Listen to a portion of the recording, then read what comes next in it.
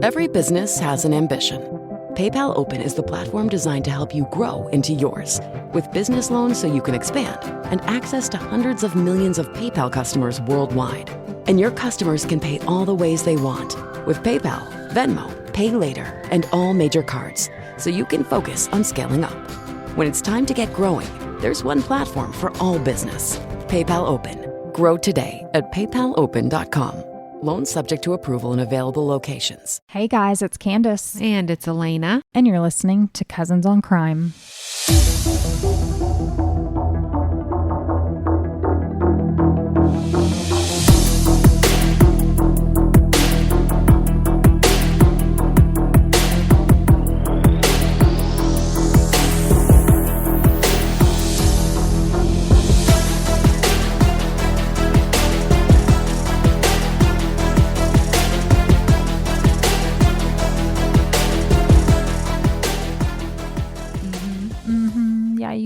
Yeah, you are.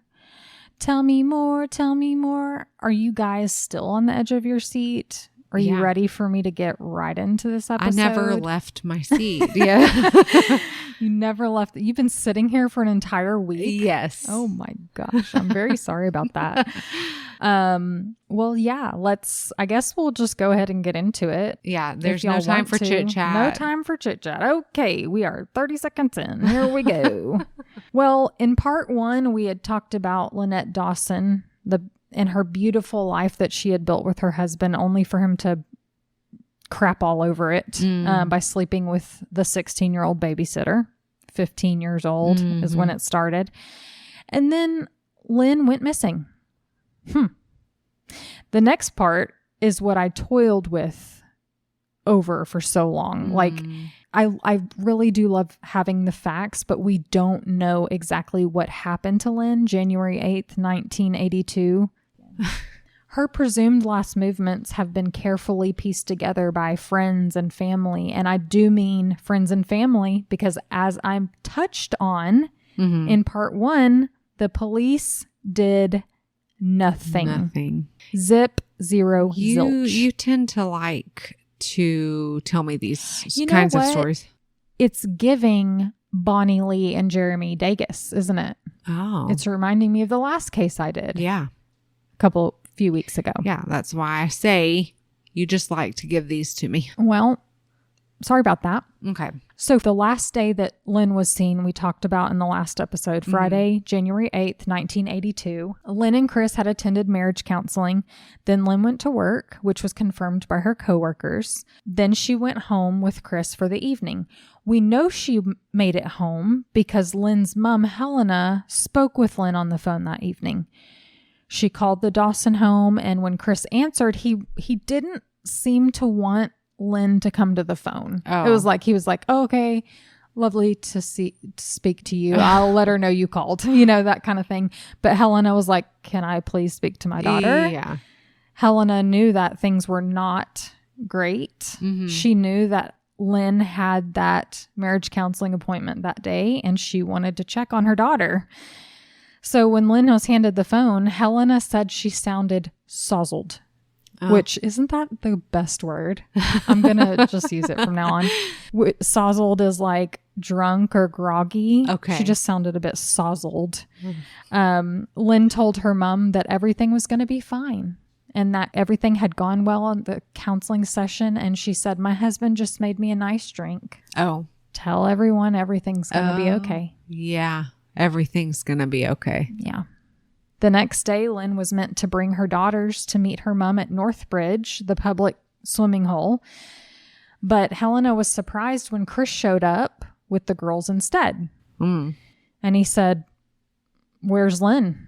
He asked Helena. Helena said, well, I thought she was with you. Chris told his mother-in-law that Lynn had got up super early that morning and made lunches for them, for the pool date. And then he dropped her off at Monaville bus stop around 7 a.m. Sure. Okay. Helena was surprised to hear this because she knew her daughter was not a morning person. Oh. And it would have been really weird for her to have gotten up, made all these sandwiches, gotten dressed, gotten all her returns that she needed to, go return at the shops, and then get to the bus station for 7.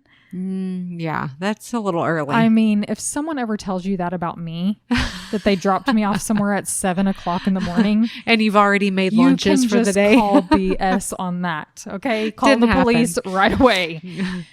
So he said, yeah, Lynn was going shopping to the markets. She had these returns. She wanted to, whatever. And she was going to meet them back at Northbridge. So he had thought she was already there. Okay. Chris is standing there telling all of this to Helena. And an attendant comes over to get Chris, and he said, you've got a phone call. Chris is like, okay. So Chris goes to the kiosk and takes this phone call. When he gets back, he told Helena that was Lynn on the phone. Oh. She's calling to tell me that she's gone away with friends. Okay. And she needs some space. So she's just going to leave her kids? Yeah. With him. Okay. Yeah. As strange as this was, Helena knew the pressure her daughter had been under for the past several months. So she talked to her daughter the night before. She said everything was fine, but maybe she did need some time away. Maybe this was a pivotal moment in her life and she did need to just get away for a couple days. Because her mom talked to her the night before and not one single person saw or spoke to Lynn on the Saturday following, it stands to reason that Lynn was already dead by the night of January 8th. Mm-hmm. So after Lynn missed the pool date with her mom, Chris asked his mother-in-law to keep the children that night. It was like, I can't cope with this. Like, she's gone away. Well, what he was actually doing with his free time, you'll probably guess that he was driving all through the night to this campground where Joanne was staying with her sisters and her friends. Shocker. Yeah. He picked up Joanne, and as they're driving home, he told Joanne, Lynn is gone and she's not coming back. Okay. And Joanne was like, good. No, we can finally just we can finally be together. They returned to his home where Joanne set up shop. Didn't waste no time. She peeled back the side of the bed where Lynn slept and made herself right at home. Helena spoke with Chris on January 10th, which was that following day, expecting that Lynn had likely returned from her trip with her girl pals, or at least she was on her way home maybe, but she hadn't. What's more, Helena wrote in her diary that Chris told her that Lynn called him that day saying that she wasn't coming home at all now. Oh. Not returning at all. Okay. And Chris said to his mother-in-law, I told her she needed to call you, and she'll call you. She's going to call you. Okay, sure. But Lynn she would if she was alive. Right. Yeah. But Lynn never called her mother. Not even on her birthday, days later. Oh, yeah. By now, Something's Helena wrong. was very upset and worried. She just thought, this isn't right. There's no way this is right. Over the next several days, Joanne went through Lynn's things and boxed them up to get them out of the house. She spent her nights, like I said, sleeping in Lynn's spot on the marital bed. All Lynn's jewelry, wedding rings, her clothes, everything was still there at the house. But Joanne was told that Lynn had left the family, and Joanne didn't press. I think there was a part of her that knew that wasn't true, but it wasn't something she really wanted to get into. Yeah. Because everything was there. What did Joanne take if she was leaving forever? Why would she not take her jewelry? Why would she not take certain things? Right. Anything. Clothes. Her toothbrush. A month after Lynn was last seen, Helena had her granddaughters over for a sleepover. And Chanel, Lynn's then 4-year-old daughter, told her grandma that Joanne was sleeping in Daddy and Mommy's bed.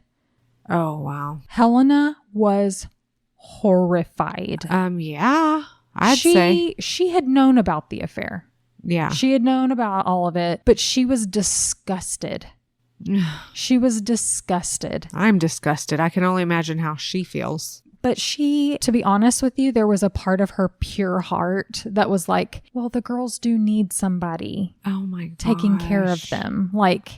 And Joanne was their babysitter, and she did love the girls, supposedly. And so Helena is just thinking in her heart, like if Lynn did leave or if something did happen to her, at least the girls are taken care of. That was her pure of man. heart. Like, what a woman. But she hounded Chris to file a missing persons report for Lynn. She was like, this is not right. She may have gone away initially, but something's happened to her. Yeah. Like, we need to file a missing persons report. You're the next of kin. Mm-hmm. You need to do it. So they wouldn't take it from her mother. Well, I don't think her mom tried to file the missing persons report. I think it was just something that she had discussed with Chris, because here's what Chris was doing. As the days were going on, Chris was like, oh yeah, I talked to her. She's fine. Okay. And so he was like dropping these little breadcrumbs that he had spoken with Lynn, that he was in touch with Lynn this whole entire time. And so they were like, okay, well, she's just not back. Okay, she needs more time. Okay, she's gone here. Okay, whatever. That breaks my heart knowing that, you know, if she was somewhere suffering or whatever, and her mom, she had days, she was just thrown off course. That hurts so my heart. much time, Lena, in this case was wasted. It wasn't even a case. Yeah. It wasn't even a missing persons case. And I'll get into that in just a second. So Chris would argue with Helena saying, look, she just left. She just left. And Helena said she wouldn't leave her daughters. She wouldn't just leave her children. Right. I know she wouldn't. And so after much insistence, Chris finally went to the police to report his wife missing in February of 1982. He gave them a statement that was pretty similar to the story that he gave to Lynn's mom, although he had changed a couple things like over the following years, or he would change some things. Lynn's early morning wake, you know, her chores that she completed, those sandwiches, her being dropped off at the bus station, 7 a.m., and her calling home to say she's not coming home. Police felt sorry for him. Oh, no. They were like, poor bloke. Ugh. He had some friends in the police department. And don't forget, he was kind of famous. Oh, right. So he was somewhat of a celebrity. And they're also thinking, how could a mother leave her children? Right. That's what they're thinking. And they're more outraged at that. The police were like, well, you know, let us know if you hear from her. And that was the extent. Wow. Of I can't even say investigation at the time because it wasn't an investigation. The end. Yeah.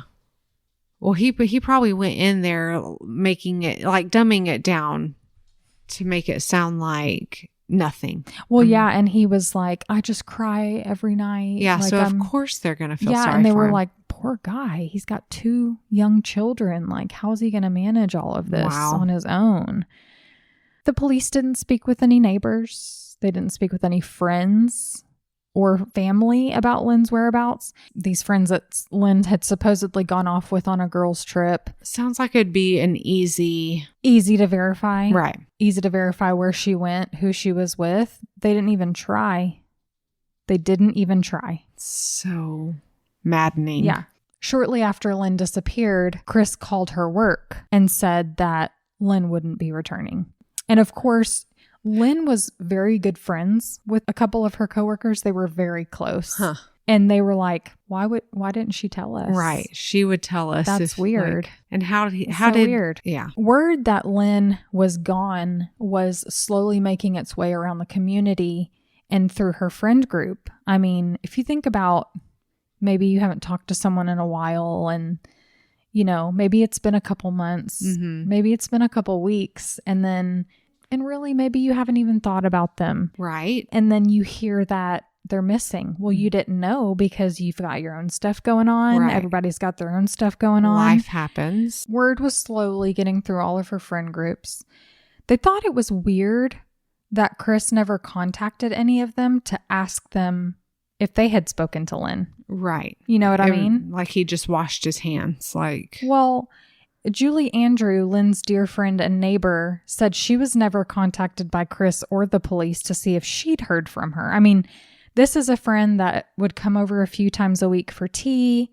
They were very close, especially leading up to Lynn's disappearance. And it feels like if maybe I was out of touch, Daniel would call you, right, or Kennedy, or Dusty, has anybody heard from her? Yeah. To see. But he never did. He never contacted any of Lynn's friends. Mm-hmm. It was just like, okay, she's gone. Bye. And like I said, they were very close leading up to Lynn's disappearance. So she would have been a perfect person to contact. Yeah. Did she say anything like expressing her unhappiness, like she just wanted to leave her family? Those would have been questions to ask. For sure. In the early days. Julie sat quiet over the months, over the years, knowing that in her heart, something bad must have happened to Lynn, but she felt kind of helpless. I mean, she was waiting on police to eventually come and talk to her, but they never did. I'm just so disappointed. So disappointed. There's just so much failure. But yeah, like, you're her friend. If you really wanted to know what happened to her, like, don't wait for the police to come to you. Like, they're not going to come to you. At this point, they're not coming. So you should go do something about it. I mean, everyone stayed quiet. Everyone stayed quiet except for one person, which I'll get to in a second. Julie explained to the investigative reporter and host of the Teacher's Pet podcast, Hedley Thomas, that she never came forward on her own because she believed police must be investigating. Like, she believed that they must be putting things together, or they knew something that she didn't know, something they couldn't share. She told Hedley that she was brought up to be quiet and, do as you're told by authority figures like police, doctors. Oh, man. Like, they know better than you. And now there's a distrust for her with authority. And the authority that she relied on for so long to keep her safe. And she believes that she would have handled things a whole lot differently. Mm-hmm. I mean, I think about the times that I trusted doctors and wasted so much time and put my body through so much. And it's true. Yeah. And we're in 2000 what? Yeah. You expect them to just know. Back in the 80s, and I don't pretend to know what the culture was like in Australia, but I know in the 80s here in the US, women were just coming into a lot of independence. There was a lot of career women coming up in the 80s and 90s, and things were kind of shifting in that respect. So I have like a soft spot and an empathy for these women that were her friends. But at the same time, I'm also like, oh, if only. I know. I'm there too. So it wasn't as if police weren't getting any leads as to like Lynn's whereabouts. They were here and there, but they didn't follow up on any of them. Some of her friends called police and asked, like, have you heard from Lynn? Like, has Chris heard from Lynn? Because they didn't feel comfortable contacting him. Right. So they were asking police, like, was she ever found? Whatever. And they just seemed to not care and not pick up on their concern. Call and ask. Like, you've got to wonder what's going through their mind. Like, wait, what do you mean? You're her friend and you haven't heard from her? Well, that's the other thing is police didn't seem to pick up on this person calling and this person calling. It was always just like maybe Detective such and such got a phone call one day and he didn't share it with Joe Schmo over here, and things weren't reported or written down, or like I said, it was never a missing persons file. Right. So things weren't being noted and collected. One friend in particular, Sue, who worked with her at the child care center, wrote a letter to police and said, no one's ever come to me and asked me anything about, she said, I believe I'm the last person to see Lynn. Like, I saw her as she was closing up and then she wasn't seen the next day. So I feel like, why hasn't anyone talked to me? Right. And the police ended up writing her back in the summer of 1985, years later, and said there wasn't really any action that would be taken.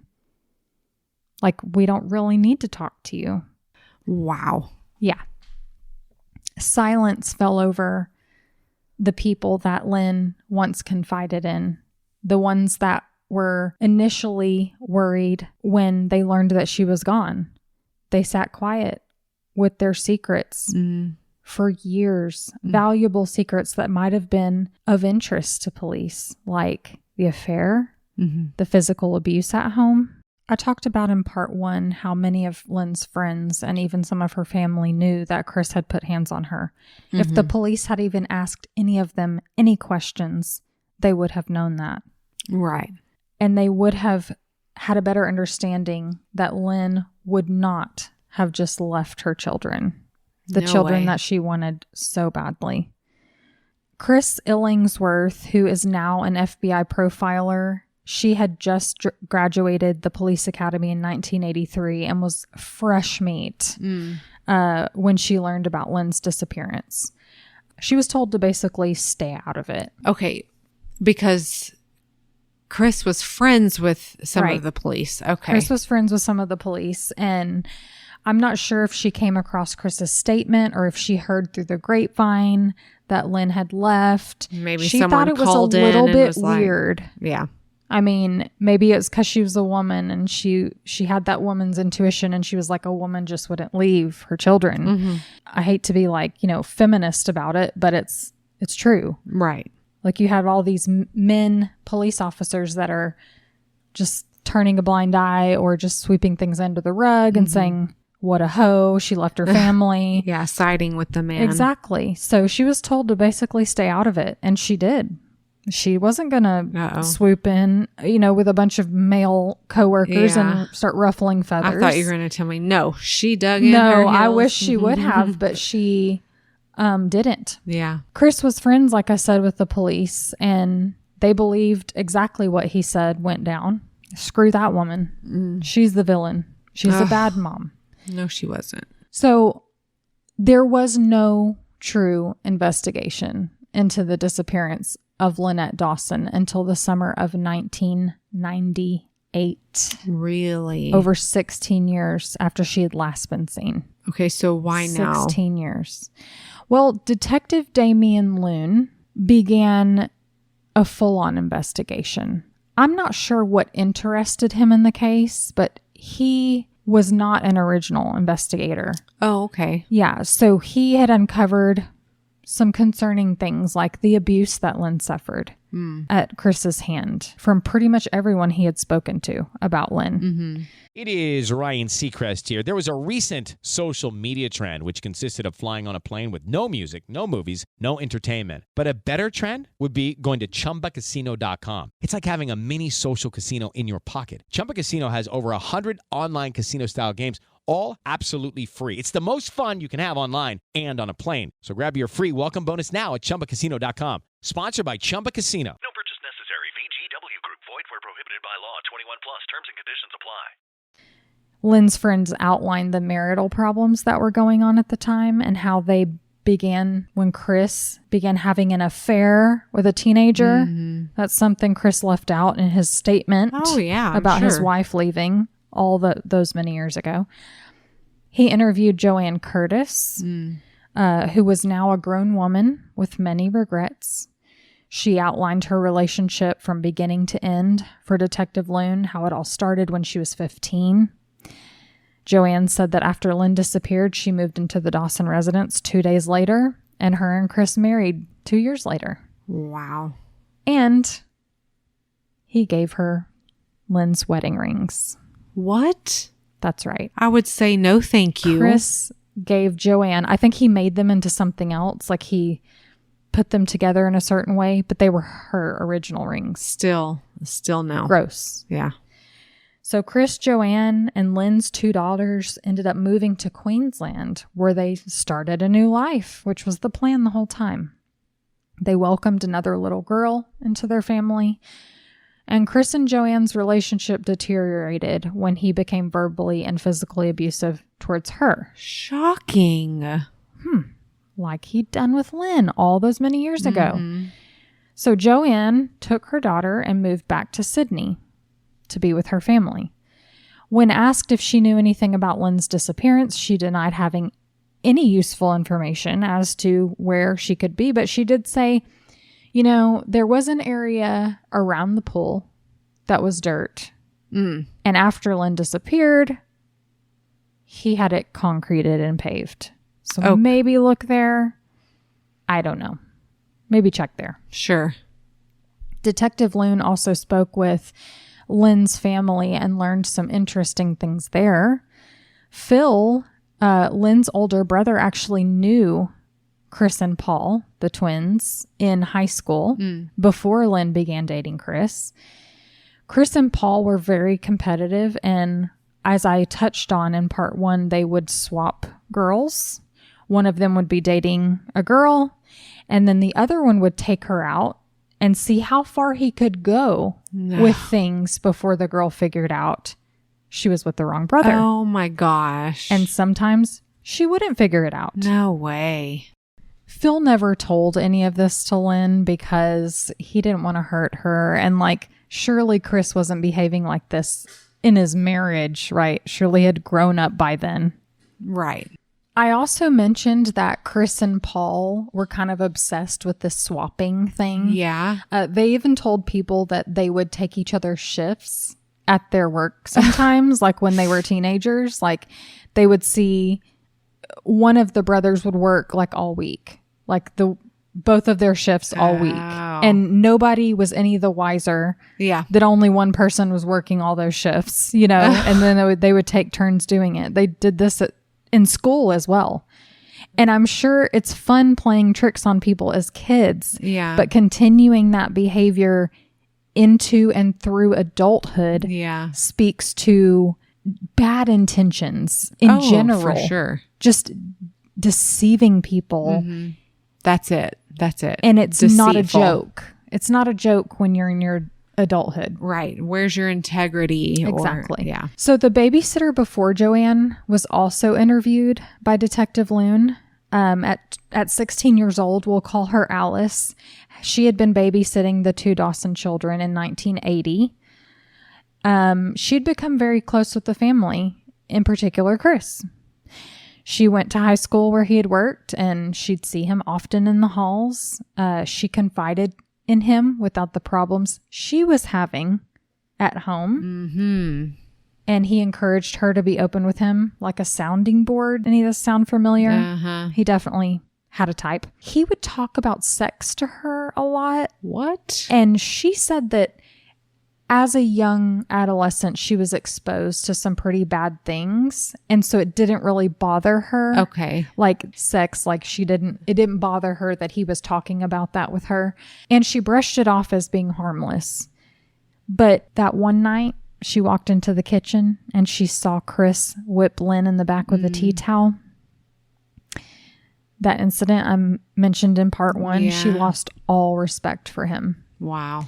She started making up excuses as to why she couldn't babysit for them. She started seeing that behavior as kind of, you know, we call it these days grooming. Oh, yeah. Back then they call it just skeevy or weird or uncomfortable. But she distanced herself from the Dawsons. She was very intuitive, very, very smart for a 16-year-old. It sounds like her experiences, those bad experiences she had as an adolescent lent her to being sensitive to a bad situation as opposed to making her vulnerable to the other ones. One person that wouldn't speak to Detective Loon, as you could probably imagine, was Chris Dawson himself. He refused to talk to him at all. Of course he did. At this point, Detective Loon had enough probable cause to get warrants for Chris's phone. Oh, good. He had all of this information, all of these strange circumstances, and he convinced a judge to let him tap Chris's phone. Wow. Which I think is, wow. From going to nobody caring to a judge approving that. Exactly. So they went to speak with Paul Dawson, partly to get information, but also because they knew he was going to call Chris immediately upon that, you know, interview being wrapped up. And of course, the minute he gets out of that interview, he calls up Chris. Sadly, there was nothing outstanding that was said in that conversation that incriminated either of them. Paul told Chris, you know, the police are looking at you, Chris, because, you know, you're the one who had means, motive, and opportunity. And Chris was just like, ugh.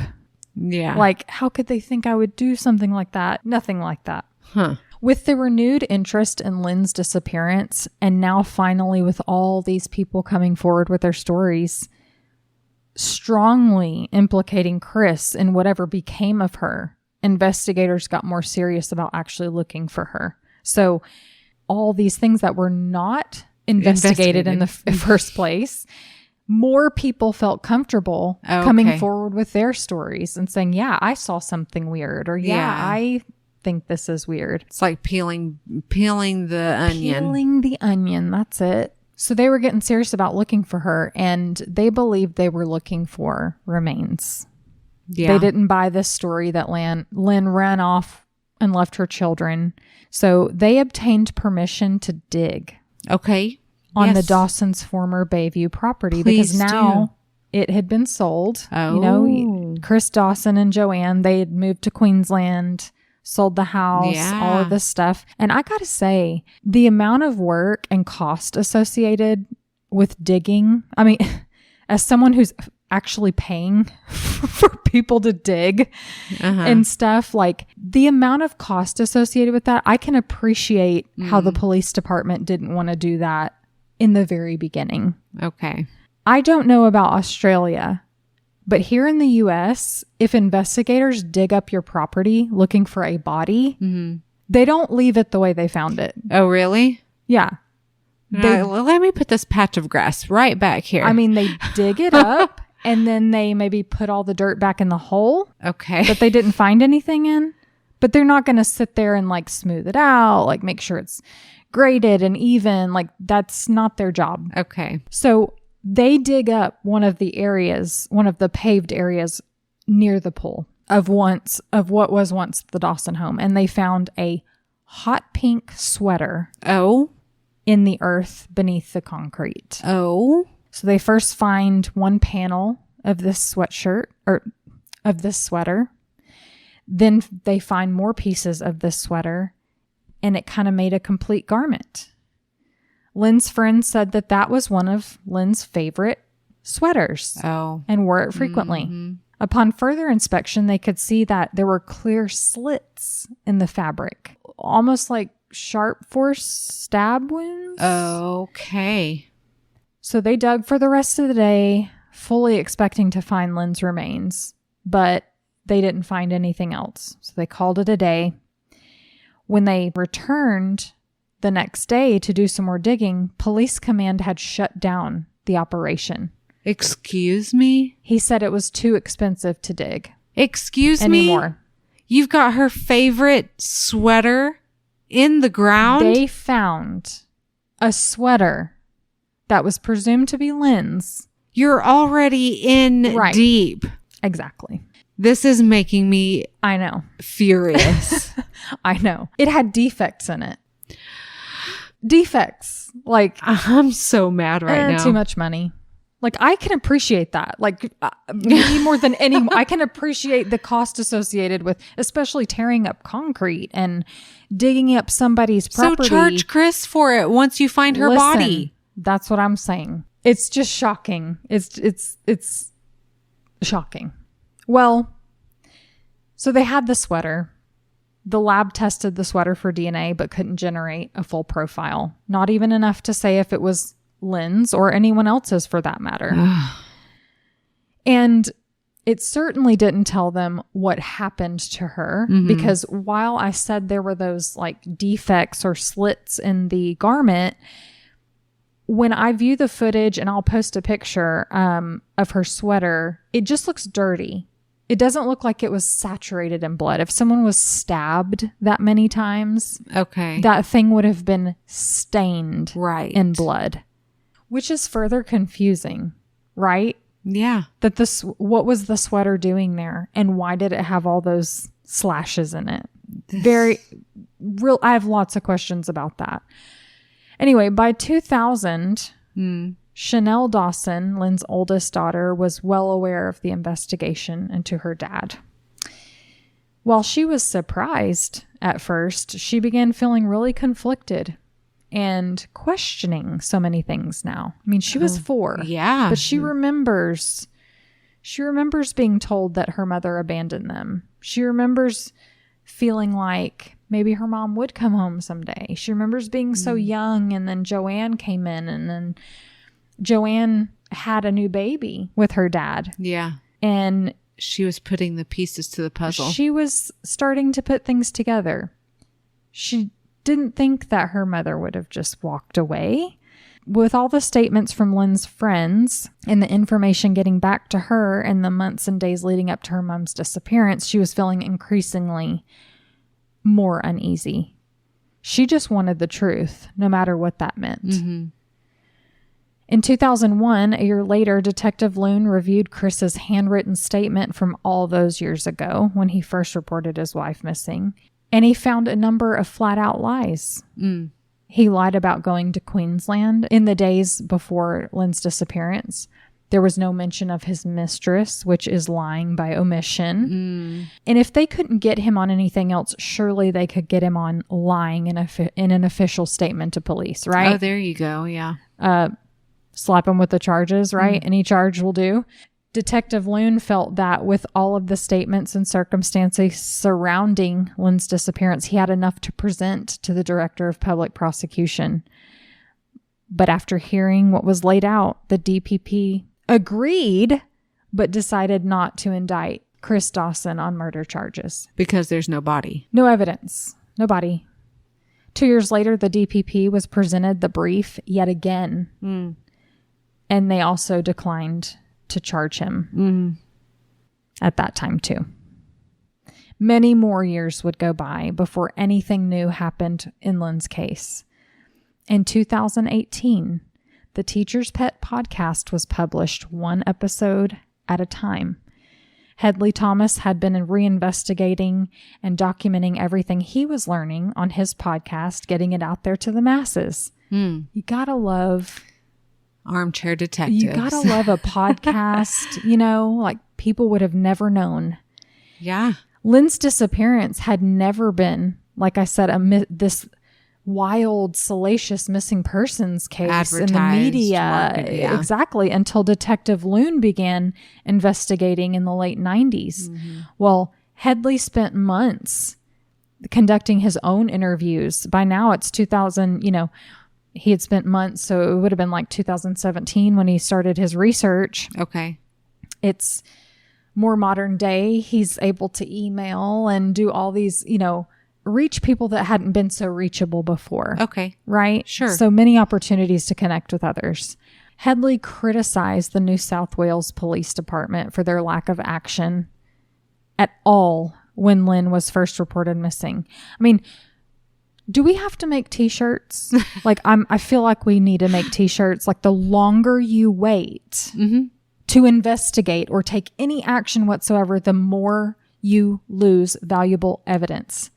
And you can never go back. No. You can never go back. I think about our first episode. Yeah. The Blue Mound Massacre. First episode. That would be a perfect one to redo. Yeah. You cannot undo the damage that is done to a crime scene. You cannot go back 20 years, 30 years later and say, okay, well, let's rip up the carpet and see if there's anything there. Right. It's over. Like, you might find something or whatever, but you have lost so much and you can never go back. We've got to make t-shirts. Can never go back. But why are we the ones to tell you? Why are we? Who are we? Who are we? Just a couple of peedly girls. Headley interviewed people who were never spoken to, even by Detective Loon, who was reinvestigating the case. He spoke with the new homeowner at the Dawson residence where Lynn lived when she went missing. Imagine that. Imagine that. And he learned that Chris had been coming by the property quite frequently, multiple times over the years. Sometimes he'd just drive by and rubberneck. But one time he came up to the homeowner's house and while they were doing some renovations outside, and he asked where they were digging. Oh. Why put it that way? Why not be like, oh, are you guys like installing a flower bed or like a fountain? You're remodeling? What? Yeah. He didn't ask about the improvements that were going on. He asked where they were digging, which is strange. Yeah. Now, the new homeowner knew about the wife leaving, and he knew because obviously they had been digging. Yeah. in his yard. Yeah. So he knew about all this, and he was a little bit chilled to the bone. But he never came forward to police. He never came forward about that interaction. He just thought, that was weird. I feel like banging my head against the Truth wall right now. Truth be told, though, I think that had he gone to the police with it at that time, nothing would have been done. They would have been like, oh, okay. You're probably right, but let's put everything on paper. I know. But nothing was on paper. Nothing was being put on paper. Okay. That's the problem about it. Neighbors and other members of the community believed that Chris had killed his wife. It was just like this understood thing that he probably buried her in the backyard or buried her, next to the pool and whatever. When the podcast started to gain traction and overwhelming attention, the DPP realized that the public was kind of pissed that really? Chris had never been looked at, prosecuted, let alone investigated at all this whole time. Years after the first dig in that one concentrated pool area, police got the okay to dig up the entire area surrounding the pool. Go big or go home. Right. But still, after all of that, nothing was found. Nothing was found. Yeah. So Lynn and Chris had built that pool. I don't know if they built it with the house or after, but everyone says that like that pool was there when Lynn was alive. So she couldn't have been under the pool. Okay. It was just this, it was like a dirt area around it that got paved right after she disappeared. Okay. So the original officers at Mona Vale failed Lynn and her loved ones. Absolutely. But hopefully something could still be done after all this time. I know I just preached about you can never go back, and you can't. But here we are now. Let's work with what we've got. Her shirt was there. Her shirt was there. Why was it there? Has your shirt ever been in the ground? Left outside and accidentally buried or like... No. Have you ever lost an item of clothing in that way? No. No? Not feet under the ground? I mean, I can understand leaving something outside of, like in Oklahoma or something and it gets like covered up with leaves or whatever, but buried. It was buried. No. In December of 2018, Chris Dawson was arrested in Queensland. Really? Where he had still been living. And he was brought back to New South Wales to face trial. For the disappearance? For the murder of his wife. What? I fully expected at this part in the story for things to fall apart. Like before he got to trial. But luckily, things went according to plan. May 9th, 2022, Chris's trial began in Sydney. For the trial, Chris Dawson petitioned for a judge-only or bench trial because of all of the public interest. He felt like a jury was not going to be able to make a fair ruling with all of the goings-ons in the media. Mm-hmm. But I really think that he thought he could schmooze his way out of this. Well, why not? Like He's he had done always done. Yeah. Yeah, like if I just can impress this one guy, then maybe I have a chance. Of course, there was a media frenzy. I mean, there were cameras waiting outside every door of the courthouse, following people to and from their cars. The judge heard testimony from countless people in Lynn and Chris's lives. Joanne testified and said that Chris was going to hire a hitman to kill Lynn. Oh, now she's saying this? Yeah. He even drove Joanne to someone's house and then got back in the car and said he couldn't do it. Now, at the time, because Joanne was a child herself, she was like, "Aw, he's not going to kill her. That's really sweet." But now as a grown woman, she realizes the seriousness of that. I know. It is laughable. It is laughable. And what that means was probably what became of Lynn. I think she's, ruminating on this situation that happened when she was younger. And she's like, that probably is what happened to her.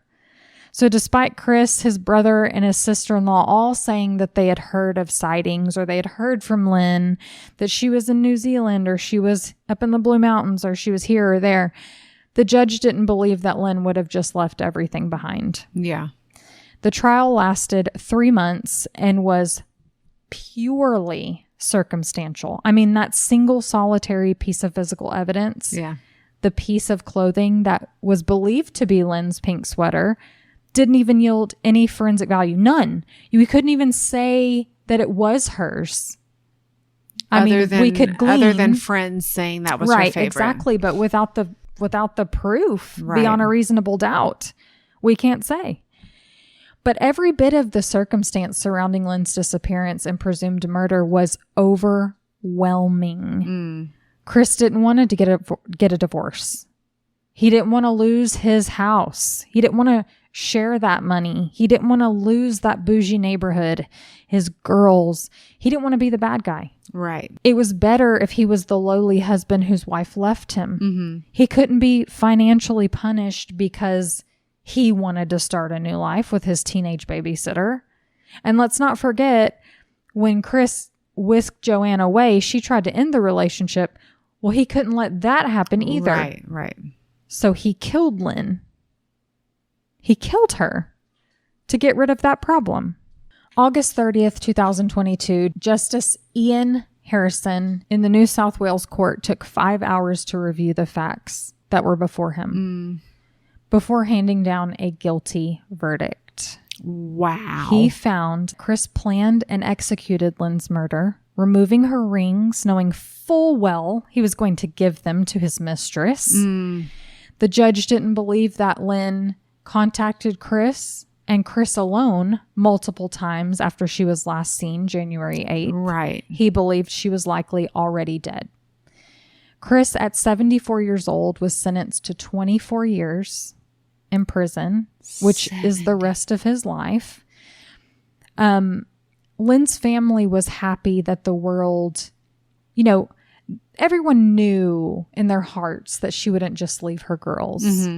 After everyone learning about her and learning about her in this podcast, they just felt like she wouldn't do that. But just to have something on paper saying, she was taken away from her girls, meant something to her family. Her name couldn't just be painted in a bad light. Yeah. Exactly. Lynn's brother spoke outside the courthouse following the verdict and essentially said, "Time to tell us where she is." Like, you've been found guilty by the Supreme Court. Now tell us where she is. That's what I'm saying. Like, the gig is up. The gig is up. Stop this now. Like, shame on you. Yeah. Tarnish on your name. Tell us. Chris Dawson, though, is a true psychopath. His effortless lying, his superficial charm, has no remorse. I mean, we can see that in the flagrancy of his affair that he didn't seem to care to hide, his callousness towards his wife being gone, the multiple relationships he had, and the grandiosity. Yeah. His daughter Chanel believes that her dad actually believes his own lies. Like she said, that he makes has sense. convinced himself that he has done nothing wrong and he is blameless in all of this. For Chanel, she said she feels happy knowing that her mom loved her and her sister and didn't leave them willingly. And actually, Sharon, Chanel's younger sister, they're actually estranged because Sharon has always stood by her dad. Oh, that's so tough. It's tough. It's really, really tough. Because, no matter what he's done to their mom, he may have been a great dad. And she was just 2. So the only mother she'd ever known was Joanne, essentially. I mean, yeah.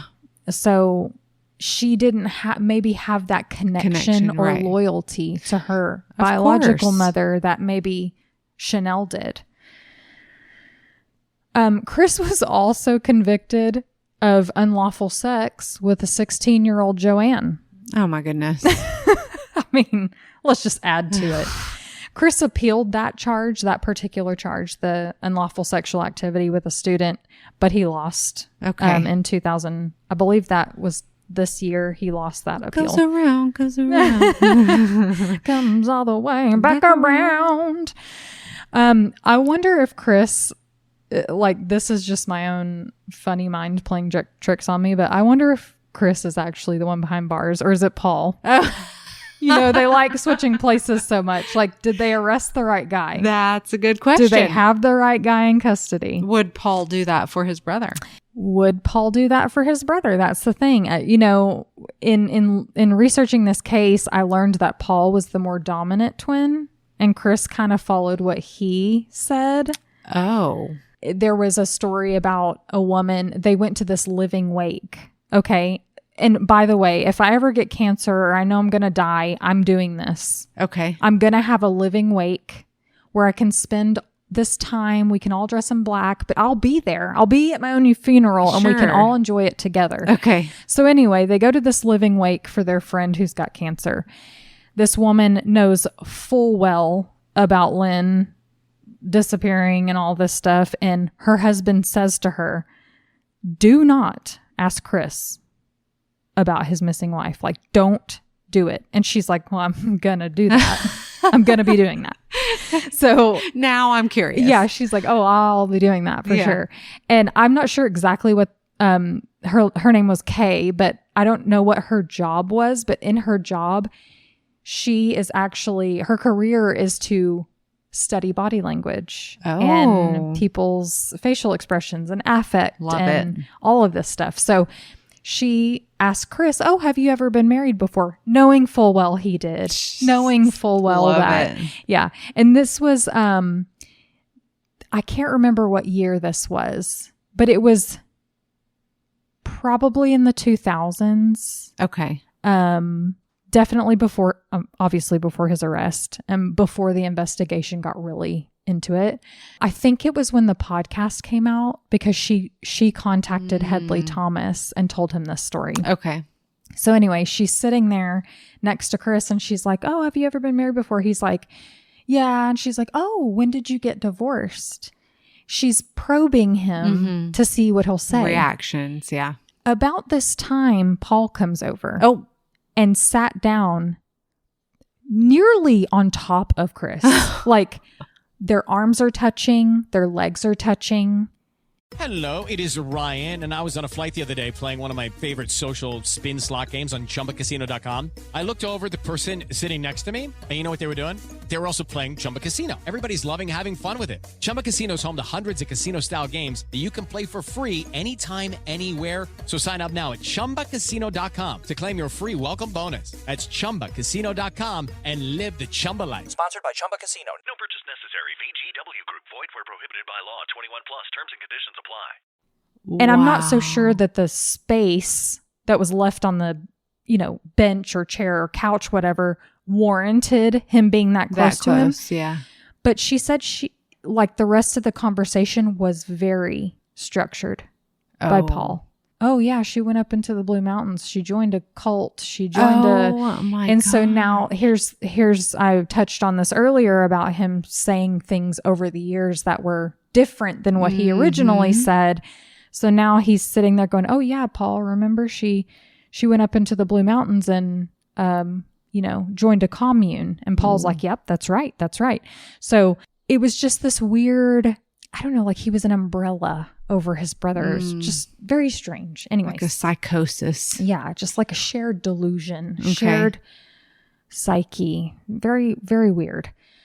So anyway, police believe that Lynn's body very well may be anywhere around the Central Coast. But the undertaking of searching that area, I mean, it's so dense. Bush. Am I saying that right, guys? Bush. My Australian friends are cringing right now. It's hundreds of kilometers of thick bush. It would be so, I mean, we're talking about, we talked about how costly it was to dig a hole in the ground. Yeah.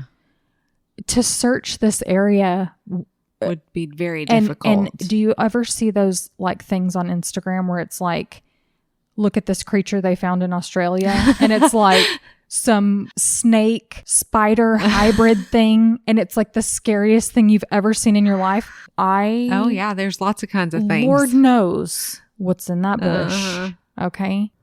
There's another place of interest though that my ears perked up with. The Teacher's Pet podcast researched this. It never got searched.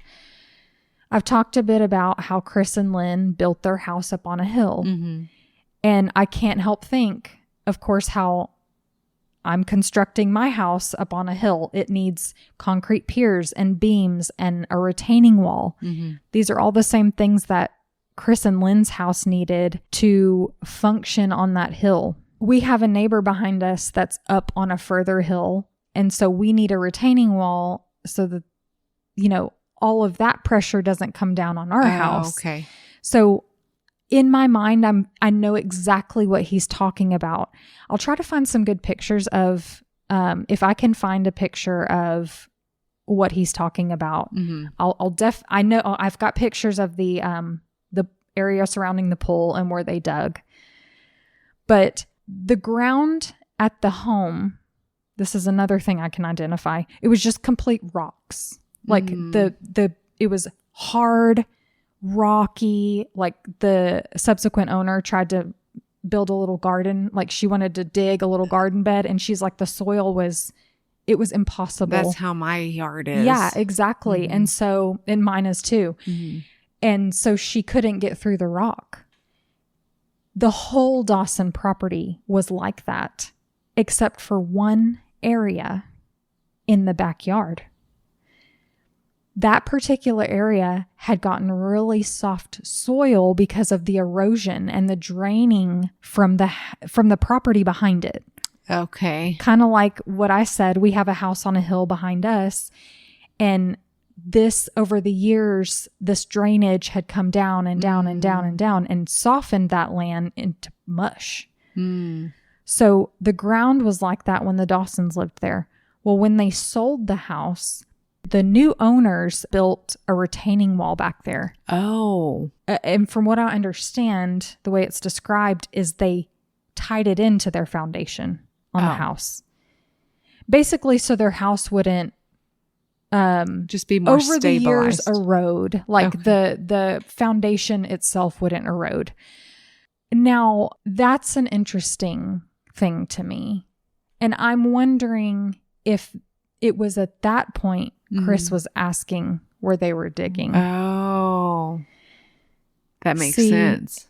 So, and that's why they didn't see any remains, because there was already structure there. So I really think that she was buried by the pool at one point. Yeah. And was moved at some point. Oh, that's what I was thinking when you said they didn't find her. And then the sweater was just like left behind. But I still can't explain those stab wounds in the garment. Like that doesn't make sense. I mean, I'll show you the picture and you guys can like decide for yourself. If they couldn't generate a full DNA profile, yeah, how could, I mean, it just looks dirty. It's pink. So it wouldn't have been like eaten up by bugs. No, it was intact. And the defects in the garment were slice marks. Sliced. Yeah, that. I don't know. It's very, I don't know. Part of me is like, what if Joanne put her sweater on a pillow and stabbed it to death? And then no, that's like, as right before you said that, I'm thinking she's the one that told police maybe he buried her under this concrete that he poured. What if she sliced that sweater up out of animosity and buried it, and then said maybe one day she was gonna pin it on him, and put it there. I don't know. No, I like where you're going with this. No, I'm right there with you. I can't accuse her, right? But she knows more than she has said. She has to. She has to know more. And so when they said, okay, guy, the gig is up, tell us where she is, he just sat quiet. He is going to go to his grave. And the area I mentioned that is now concreted, it's now a retaining wall and part of a foundation. I mean, the idea of searching that now, I mean, you would significantly compromise the structural integrity of that house. And I don't think anyone's going to agree to that. I don't think the police are going to pay for that. Right. I don't think that a homeowner would be like, yeah, you know, in the interest of finding a body, yeah, maybe let's just search. Yeah. I mean, we'll just wander for the rest of our lives. I mean, you're talking tens and thousands of dollars to excavate. Then you have to fix it. It's easy for us to say, well, we've got to search. Yeah, exactly. Well, just search it. Like, why won't you search it when you know? Well, are you going to pay for it? Yeah. And it's just not, it's not that easy logistically. Yeah. We still don't know where Lynn's body is, and Chris isn't talking. I don't think he ever will. It's going to take someone coming forward with information or someone coming across Lynn's remains by accident somewhere, sometime, or maybe a deathbed confession. Maybe Paul will spill the beans somehow. I mean, because we know Paul knows. Yeah. We know he knows.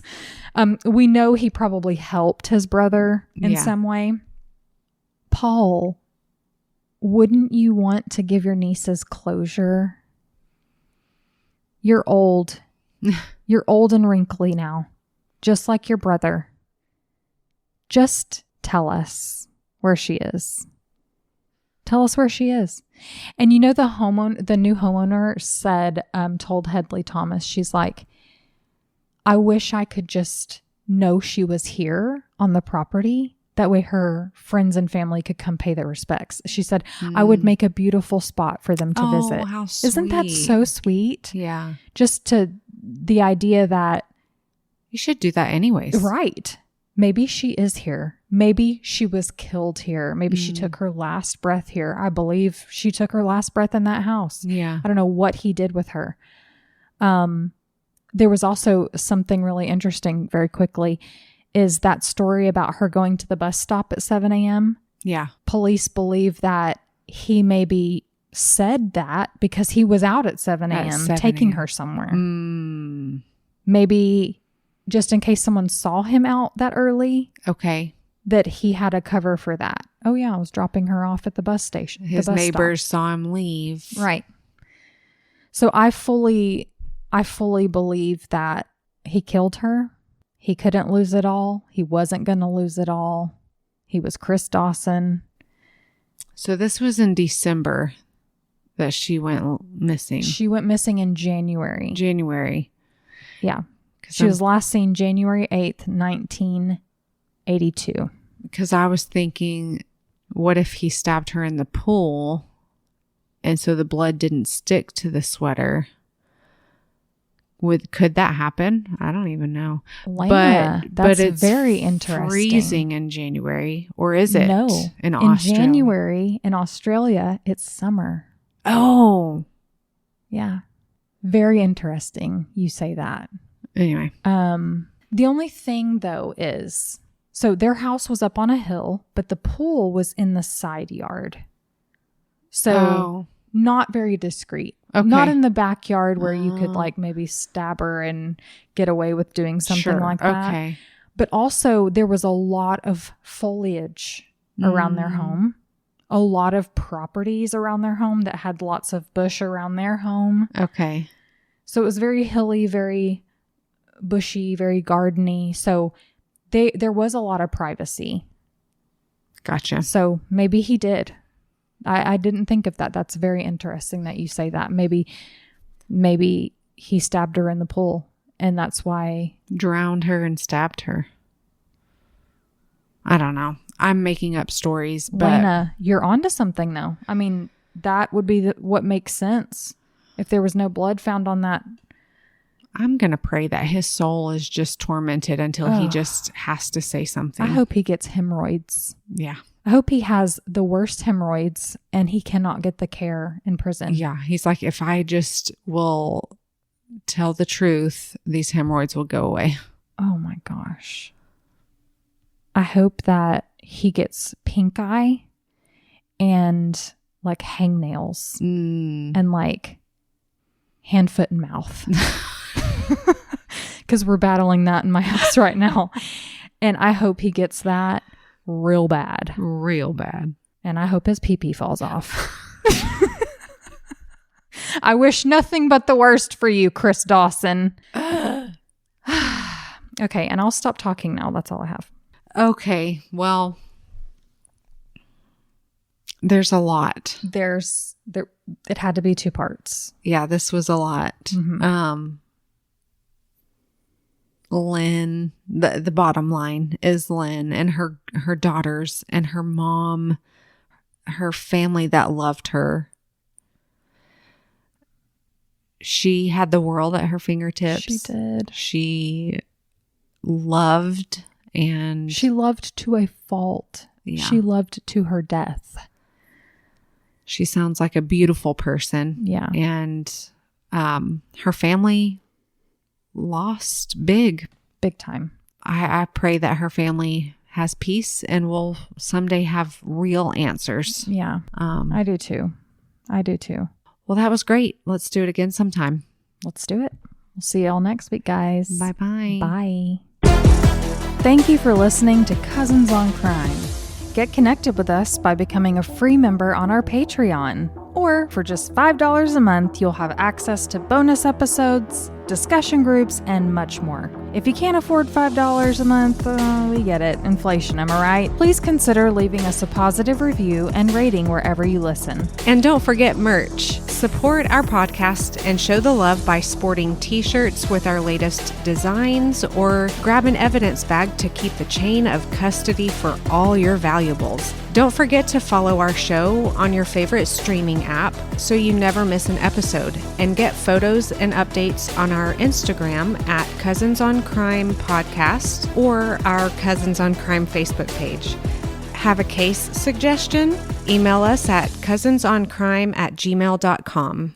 Step into the world of power, loyalty, and luck. I'm gonna make him an offer he can't refuse. With family, cannolis, and spins mean everything. Now, you wanna get mixed up in the family business. Introducing The Godfather at ChumbaCasino.com. Test your luck in the shadowy world of The Godfather slot. Someday, I will call upon you to do a service for me. Play The Godfather now at ChumbaCasino.com. Welcome to the family. No purchase necessary. VGW Group. Void where prohibited by law. 21 plus. Terms and conditions apply.